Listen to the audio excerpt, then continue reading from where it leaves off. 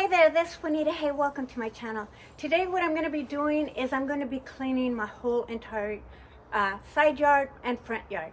The reason for doing this is because I need to mark my hostas. I forget where they're at all the time, and I don't want to buy plants in the spring thinking that I have room when I don't. I also have some Astilbes that I need to mark as well because they kind of died down for the winter.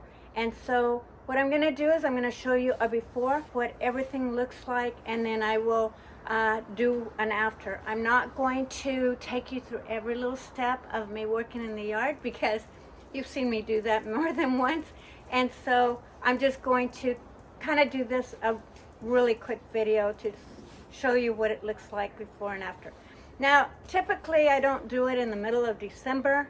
I do it like probably middle of November after the first leaf fall. But this year we got so much high winds that it pretty much blew a lot of the leaves out.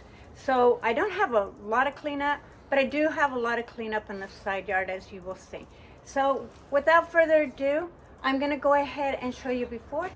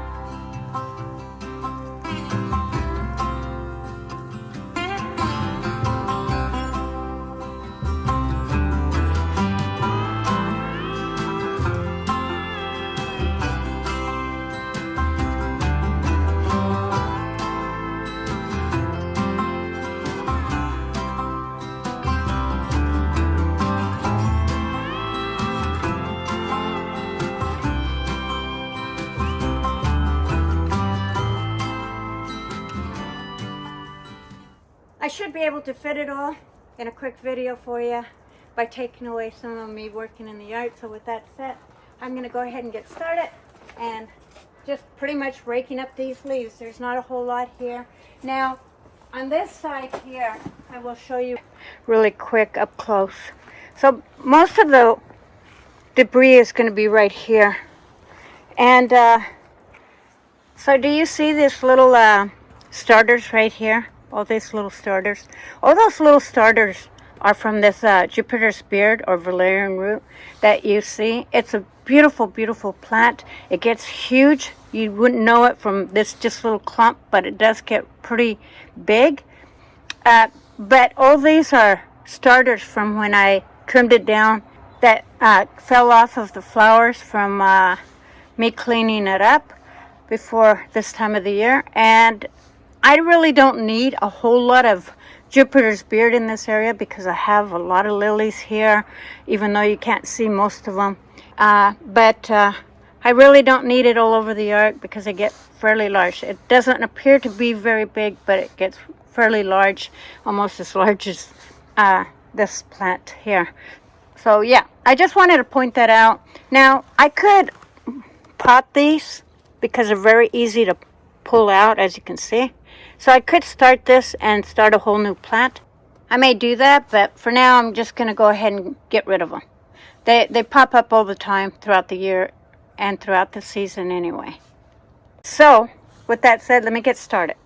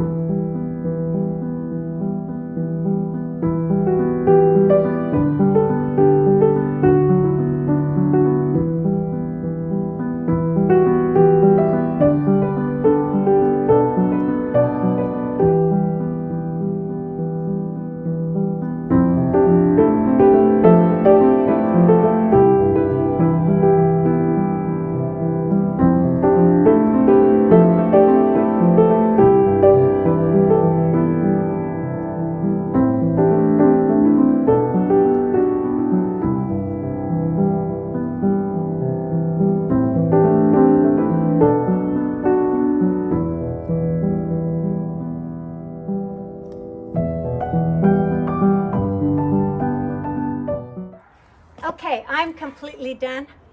And I'm so glad because it's going to be raining for the next couple of weeks. But anyway, leave me your comments again down below. And yeah, let me know what you think of the yard. Now, typically nobody really cleans their yard at this time of the year. It was just that we were having such a beautiful day that I didn't want to miss that opportunity. And especially because 4 days from now, winter in the Northwest actually starts. And we're gonna possibly get snow this year, and I just wanna get it all nice and tidy. Less work for me to do in the springtime. So let me know what you think. And most of all, again, thank you so much for watching. I'm gonna show you around. Please let me know what you think is missing in my yard, because there is 3 or 4 things that are missing in my yard. So, okay, let me give you a tour. I'm going to start this from this side, and then I will bring you back around. So here is what the side looks like, and this side, and then I'll bring you back around.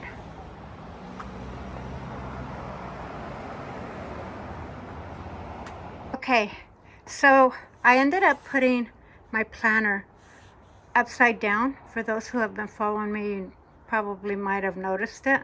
It doesn't have a drain hole, so I had to put it upside down, and in the process of doing that I ended up breaking a little chunk of it, but it's still usable, so I'm not gonna get rid of it. But I was not happy with myself, but I put it upside down just so it doesn't collect more water, and just so that it doesn't look bad, I put a pot on top of it, and just to make it a little prettier. Right here is a large leaf rhododendron. It's the same one that I have against the fence over here. I purchased that later part of this year in fall, and so I needed to plant it, so I planted it there. I don't know if it's going to stay there, but at least it's planted, and we'll see what happens next year.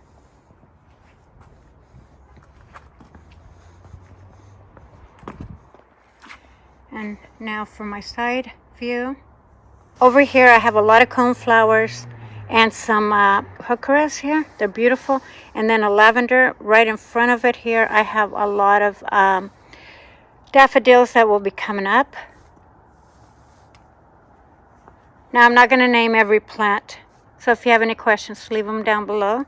But I just wanted to show you what I did and what it looks like now in comparison to what it did.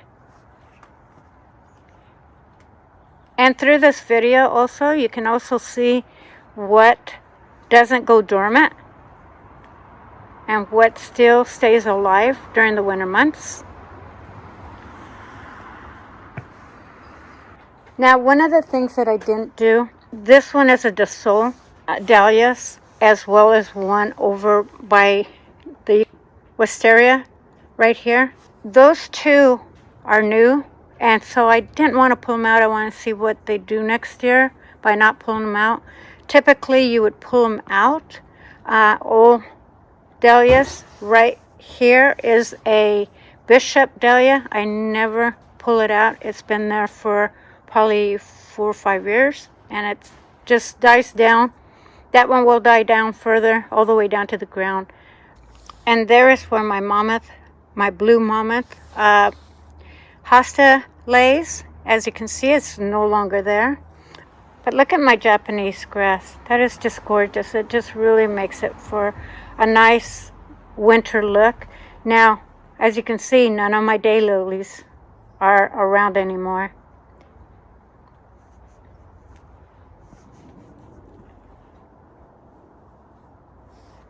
I do have where this little stick is sticking out.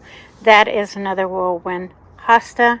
I ran out of tags, so wasn't able to do that. Now, this late fall, I did end up trimming a lot of stuff. I trimmed my Rosa Sharon, and it's doing great. I also went ahead and trimmed back my Transcensia fuchsia there.